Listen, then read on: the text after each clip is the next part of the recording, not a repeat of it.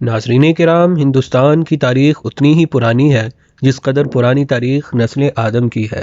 Information stories سے ایک دلچسپ اور منفرد ویڈیو کے ساتھ حاضر ہیں۔ ہم مسلمانوں کا عقیدہ تو ہے کہ حضرت آدم علیہ السلام سے پہلے دنیا میں کوئی آدم خاکی پیدا نہیں ہوا، اور ان کے دور سے لے کر اس وقت تک 7000 سال کا زمانہ گزرا ہے۔ دنیا کی مدت قیام کو لاکھوں برس سے بھی زیادہ بتانا ہمارے نزدیک غلط ہے، اور ہماری تحقیق کے مطابق یہ درست ہے کہ ہندوستان بھی دنیا کے دوسرے خطوں کی طرح حضرت آدم علیہ السلام کی اولاد سے آباد ہوا، جس کی تفصیل یہ ہے کہ طوفان نوح کے بعد حضرت نوح علیہ السلام نے اپنے تینوں بیٹوں یعنی سام، یافس اور حام کو ازروئے کھیتی باڑی اور کاروبار کا حکم دے کر دنیا کے چاروں اطراف میں روانہ کیا۔ سام حضرت نوح علیہ السلام کے بڑے بیٹے اور جانشین تھے۔ ان کے بیٹوں کی تعداد 99 تھی، جن میں ارشد، ارفحشد، کے، نود، یود، ارم، قبطہ، عاد اور قحطان مشہور ہیں، اور عرب کے تمام قبیلے انہی کی نسل سے ہیں۔ حضرت ہود، حضرت صالح اور حضرت ابراہیم علیہ السلام اپنا سلسلہ نسب ارفحشد تک پہنچاتے ہیں۔ ارفحشد کا دوسرا بیٹا کیمورس شاہان عجم کا مورث اعلیٰ ہے۔ کیمورس کے 6 بیٹے تھے: سیامک، عراق، فارس، شام، تور اور دمغان۔ بڑا بیٹا سیامک باب کا جانشین ہوا، اور باقی بیٹے جس جس جگہ گئے وہ جگہ انہی کے نام سے موسوم ہوئی، اور وہاں انہی کی اولاد آباد ہوئی۔ بعض تاریخ دانوں کا خیال ہے کہ حضرت نوح علیہ السلام کے ایک بیٹے کا نام عجم تھا، اور عجم کے سب رہنے والے اسی کی اولاد میں سے ہیں۔ سیامک کے بڑے بیٹے کا نام ہوشنگ تھا۔ عجم کے تمام بادشاہ یزدجرد تک اسی کی اولاد سے ہیں۔ حضرت نوح علیہ السلام کے دوسرے بیٹے یافس اپنے والد محترم کی خواہش پر مشرق اور شمال کی طرف گئے اور وہیں آباد ہوئے۔ ان کے بہت سے بیٹے پیدا ہوئے، جن میں سب سے زیادہ مشہور بیٹا ترک نام کا ہے۔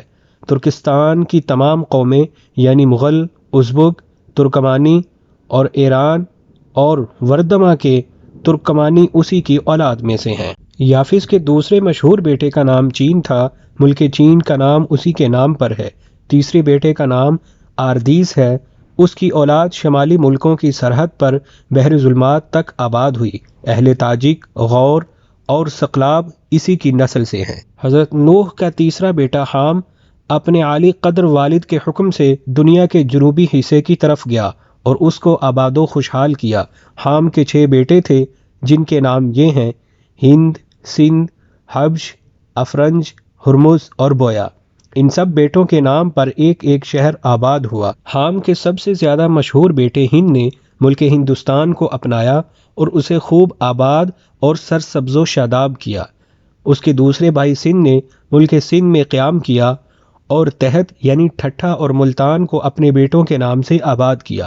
ہند کے 4 بیٹے پیدا ہوئے، ان کے نام یہ ہیں: پورب، بنگ، دکن، نہروال۔ جو ملک اور شہر آج کل ان ناموں سے مشہور ہیں وہ انہی کے آباد کیے ہوئے ہیں۔ ہند کے بیٹے دکن کے گھر 3 لڑکے پیدا ہوئے، ایک کا نام مرہٹ، دوسرے کا نام کنہڑا اور تیسرے کا نام ترنگ تھا۔ دکن نے اپنے ملک کو اپنے تینوں بیٹوں میں برابر برابر تقسیم کیا۔ آج کل دکن میں جو ان ناموں کی 3 مشہور قومیں ہیں وہ انہی تینوں کی نسل سے ہیں۔ ہند کے بیٹے نہروال کے بھی 3 بیٹے تھے، جن کے نام بھروج، کنباج اور مال راج ہیں۔ ان تینوں کے نام پر بھی 3 شہر آباد ہوئے۔ ان شہروں میں ان کی اولادیں آج تک آباد ہیں۔ ہند کے تیسرے بیٹے بنگ کے گھر میں بہت سی اولاد ہوئی، جنہوں نے ملک بنگالہ آباد کیا۔ چوتھے بیٹے پورب کے ہاں، جو ہند کا سب سے بڑا بیٹا تھا، 42 بیٹے ہوئے، اور کچھ عرصے میں ان کی اولاد اس قدر بڑھی کہ انہوں نے ملک کے انتظام کے لیے اپنے خاندان میں سے ایک شخص کشن نامی کو اپنا سردار بنایا۔ ملک ہندوستان میں جس شخص نے سب سے پہلے اپنی حکومت قائم کی وہ کشن تھا۔ یہ کشن وہ مشہور سری کرشن نہیں ہے جس کے متعلق ہندوستان والوں نے طرح طرح کے عجیب و غریب قصے اور خلاف عقل روایات و حکایات اپنی کتابوں میں بیان کی ہیں اور اسے خدا کے درجے تک پہنچا دیا ہے، بلکہ یہ کشن سمجھدار اور عقیل شخص تھا۔ کہ جس کو ہندوستان والوں نے اس کی بہادری اور مردانگی کے پیش نظر اپنا فرما روا منتخب کیا تھا۔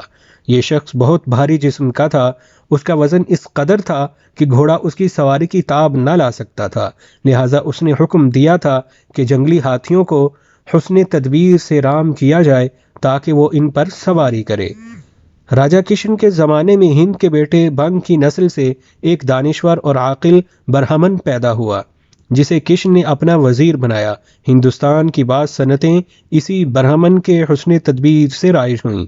بعض لوگ لکھتے ہیں کہ لکھنے اور پڑھنے کا رواج بھی اسی دانشور برہمن کی فکر عالی کا نتیجہ ہے۔ ہندوستان میں پہلا شہر جو آباد ہوا وہ اودھ ہے۔